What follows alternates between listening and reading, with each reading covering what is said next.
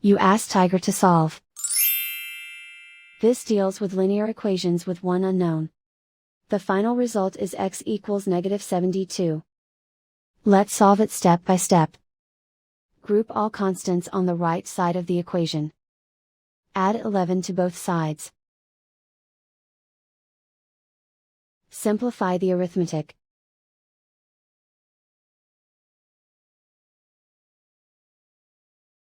Isolate the x. Multiply both sides by inverse fraction 9/5.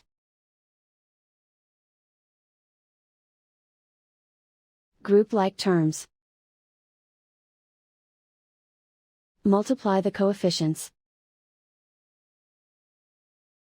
Simplify the fraction. Multiply the fractions. Simplify the arithmetic. And so the final result is x equals -72.